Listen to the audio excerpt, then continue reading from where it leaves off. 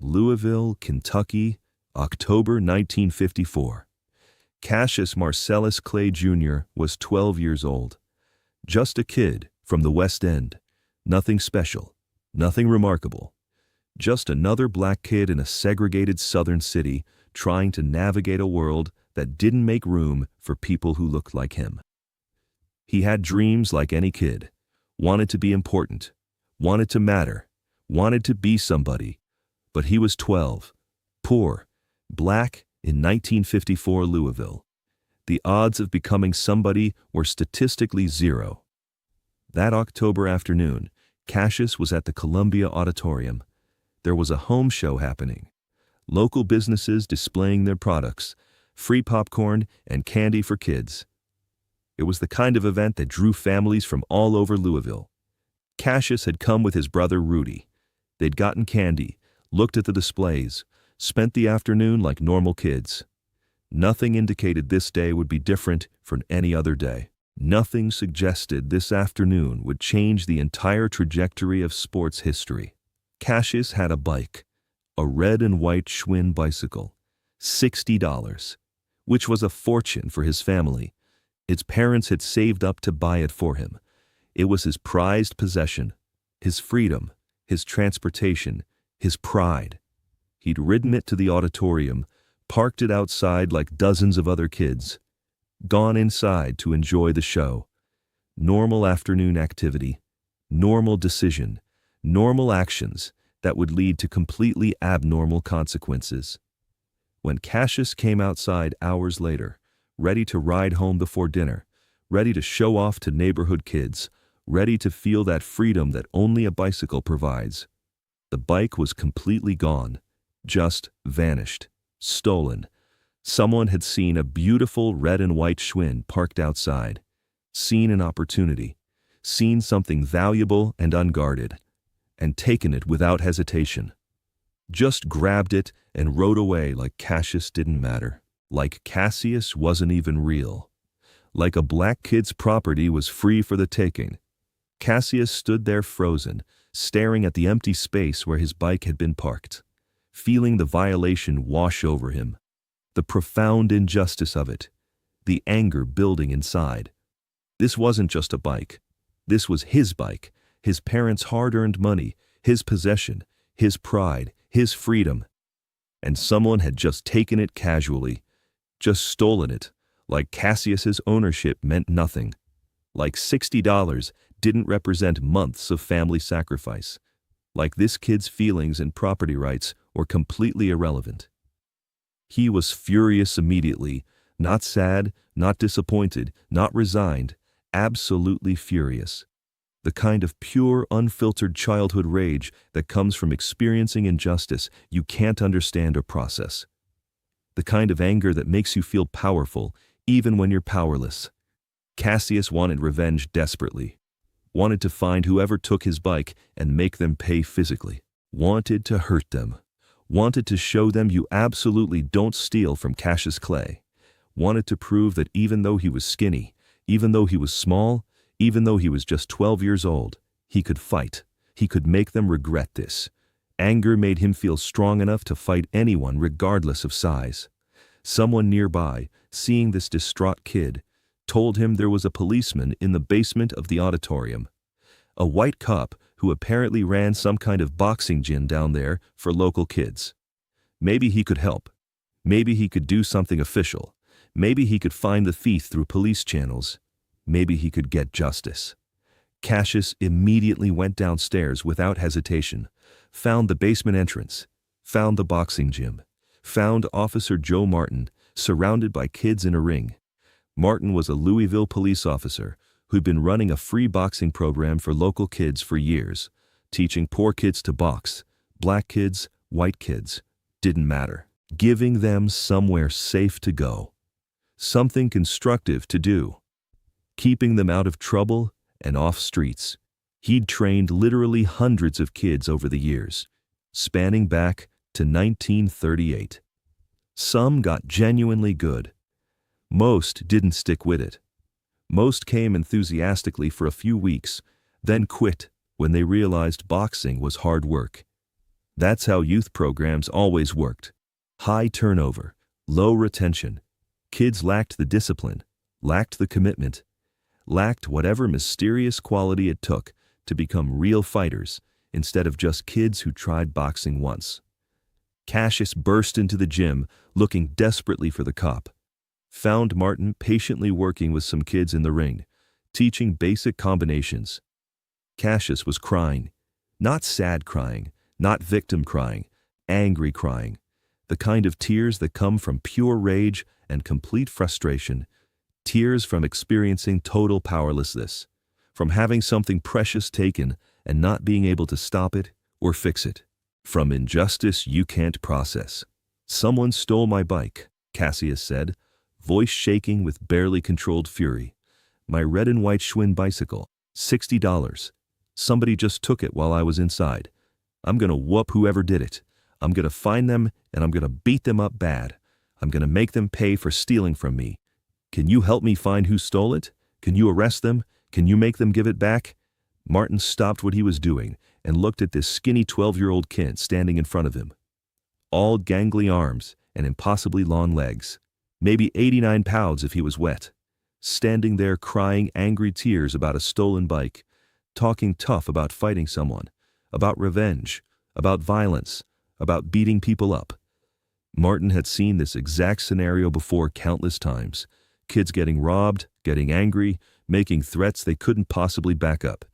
Usually, absolutely nothing came of it. Usually, the anger faded within days. Usually, kids moved on and forgot about it. Usually, it genuinely didn't matter in the long run. But something about this particular kid caught Martin's experienced attention.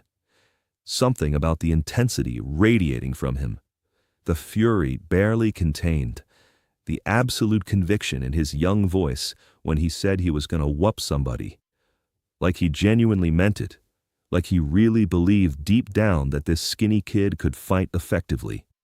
Like size and training didn't matter at all, because anger alone made him powerful enough.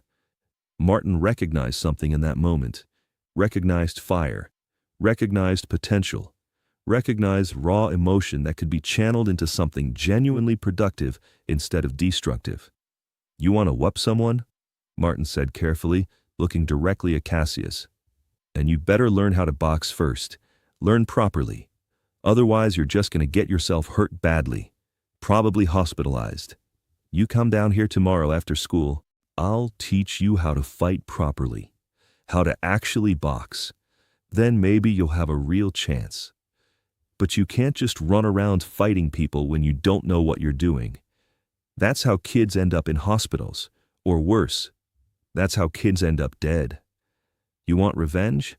Learn to fight first." That sentence changed absolutely everything. That single interaction between an angry 12-year-old and a police officer redirected the entire course of history. Changed sports forever. Created a legend. All because someone stole a bike and a cop suggested boxing lessons instead of just filing a police report and forgetting about it. Cassius came back the very next day after school, showed up at the basement gym exactly as Martin had told him, started learning to box properly, started training seriously, started discovering almost immediately that he was genuinely good at this, started finding something he could do naturally better than other kids. Started understanding that maybe this was what he was meant for all along. That maybe this stolen bike had revealed his true purpose. That maybe getting robbed was actually the best thing that ever happened to him, even though it felt like the worst at the time. The bike was never recovered, never found, never returned to Cassius. Whoever stole it got away completely clean. Got away with what might be the single most historically significant theft in all of American sports history. Because that theft created Muhammad Ali. That theft started a chain of cascading events that led to a skinny, angry kid from Louisville becoming the most famous athlete in the entire world. Martin trained Cassius personally for the next 6 years, watched him transform from a skinny, angry kid into a skilled amateur boxer, watched him develop technique, watched him grow physically, watched him become something genuinely special, watched him win local amateur championships, watched him win national championships, watched him earn a spot on the 1960 United States Olympic team, watched him win gold in Rome at 18 years old, watched him turn professional with massive fanfare, watched him become Cassius Clay, the professional boxer, then watched him transform into Muhammad Ali, the global icon. But it all started with that stolen bike in October 1954, with that moment of pure rage, with that decision to go to the basement and find the cop, with that single sentence from Martin suggesting boxing lessons. You'd better learn how to box first. 7 simple words. 7 words that redirected an entire life. That created a champion. That changed sports history forever. That made Muhammad Ali possible. Years later, when Ali was famous worldwide, when he was the heavyweight champion, when he was the most recognizable human being on the entire planet, reporters constantly asked him about how he started boxing, about his origin story, about what got him into the sport.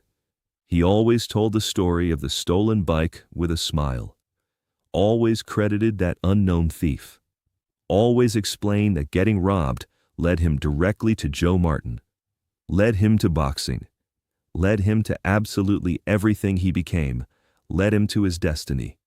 I never found out who stole that bike, Ali said in countless interviews over the years. Never discovered who took it, but whoever it was, they did me the biggest favor of my entire life. Because if they don't steal my bike that day, I never go to that basement looking for help. I never meet Joe Martin. I never learn to box. I never become a fighter. I never become the champion. I never become Muhammad Ali. That thief completely changed my life by stealing my bicycle. Best thing that ever happened to me, even though I didn't know it at the time. I was furious then. I wanted revenge. I wanted to hurt whoever took it. But looking back now, I should thank them.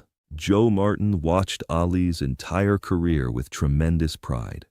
Watched the kid he'd trained become everything Martin knew he could be. Watched him win the heavyweight title at 22. Watched him refuse the draft and sacrifice his career for principle. Watched him get stripped of his title and banned from boxing. Watched him fight the government in court. Watched him come back 3 years later. Watched him reclaim what he'd lost. Watched him become more than just a fighter, become an icon, become a symbol, become a voice, become Muhammad Ali. But Martin always remembered that first day vividly. That angry 12-year-old kid crying about a stolen bike, threatening to fight someone he'd never find, making promises his skinny body couldn't possibly keep. Martin remembered telling him to learn to box, remembered honestly not expecting much, remembered thinking this kid would probably quit after a few weeks, like most kids quit when boxing gets hard. Remembered being completely wrong about that. Remembered discovering that sometimes an angry kid and a stolen bike create destiny in ways nobody can predict. The bike itself became part of Ali mythology and lore. People joked about it constantly, said that Schwinn bicycle was worth more than any bike in history because losing it created Muhammad Ali. Said whoever stole it should come forward publicly and take credit for inadvertently discovering the greatest. Said that theft was the single most productive crime in sports history. Said that unknown thief deserved a medal for accidentally creating a legend. The jokes persisted for decades, but the real lesson isn't actually about the bike at all, isn't about the theft itself, isn't about the crime.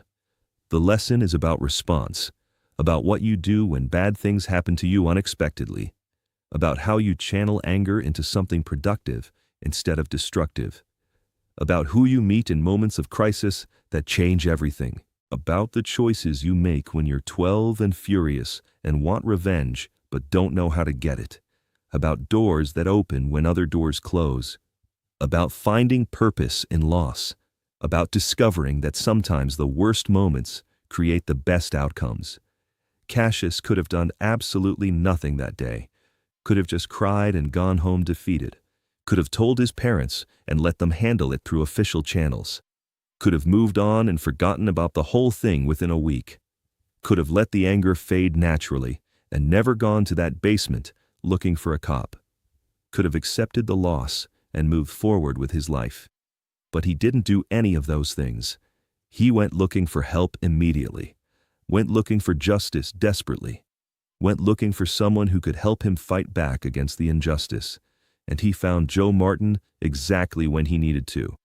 And Martin gave him precisely the tool he needed, not to fight the specific thief, but to fight the entire world that would try to keep him down throughout his life. The stolen bike wasn't the end of something valuable. It was actually the beginning of everything important. It was the moment everything started for real. It was the catalyst that created Muhammad Ali from nothing. Without that theft happening that specific October day, maybe Cassius stays in Louisville, living a completely normal life. Maybe he becomes something entirely different. Maybe he gets a regular job like his father. Maybe he lives quietly and anonymously. Maybe he never discovers boxing at all. Maybe the world never knows his name. Maybe sports history looks completely different. Maybe there's no Muhammad Ali refusing the draft on principle. Maybe there's no Muhammad Ali bringing global attention to civil rights. Maybe there's no Ali lighting the Olympic torch in Atlanta. Maybe there's no greatest of all time in boxing. But the bike got stolen that October day in 1954.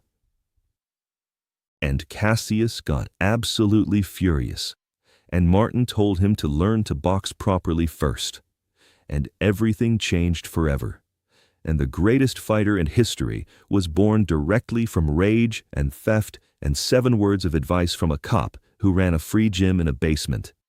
That's the genuine power of moments we don't control. The power of choices made in anger. The power of meeting the right person at exactly the right time. The power of taking anger and channeling it into purpose instead of random violence. The power of a stolen bicycle creating a champion. The power of injustice revealing destiny that was always there. The power of loss becoming gain. The power of the worst day becoming the first day of everything that ultimately matters in life. Think about all the things that had to align perfectly for this to work. Cassius had to have a bike expensive enough to be worth stealing. Had to ride it to the home show that specific day. Had to park it outside instead of somewhere secure. Had to stay inside long enough for it to get stolen. The thief had to choose that particular bike. Cassius had to get furious instead of just sad. Someone had to mention the cop in the basement. Martin had to be there working that day. Martin had to see potential instead of just another angry kid. Martin had to say exactly the right words. Cassius had to come back the next day, had to stick with training when it got hard, had to have natural talent for boxing, had to have the discipline to develop that talent. Everything had to align perfectly for Muhammad Ali to exist. Change any single variable, and maybe it doesn't happen. Maybe the bike doesn't get stolen. Maybe Cassius goes home sad instead of angry. Maybe Martin isn't working that day. Maybe Martin just files a police report. Maybe Cassius quits boxing after a week. Maybe he lacks natural talent. Maybe he lacks the drive to continue. So many ways this doesn't work. So many ways Muhammad Ali never happens. But every single variable fell into place perfectly. Every element aligned exactly right. And a stolen bike created the greatest. Joe Martin died in 1996 at age 80. Lived to see absolutely everything Ali became. Lived to see his student become the most famous athlete in history. Gave interviews about that first day countless times over the years. Always expressed genuine amazement at how it turned out. Always said he knew Cassius was special immediately. Always said you could see the fire in his eyes even at 12 years old. Always said that anger, properly channeled into discipline, created greatness. Always took immense pride in being the person who redirected that anger into boxing, into purpose, into destiny. I've trained thousands of kids over the years, Martin said in his final interview before death. Some became good fighters, some became local champions, but Cassius was different from the very beginning. That first day, crying about his bike, threatening to fight someone he'd never find, I saw something extraordinary. I saw anger that wouldn't quit. I saw determination that wouldn't bend. I saw someone who would do whatever it took to succeed. I just gave him the tools. He did absolutely everything else. He became Muhammad Ali, but it started in my basement with a stolen bike and a 12-year-old kid who wanted revenge. Sometimes that's all it takes to change history. One moment, one decision, one sentence, everything changes forever.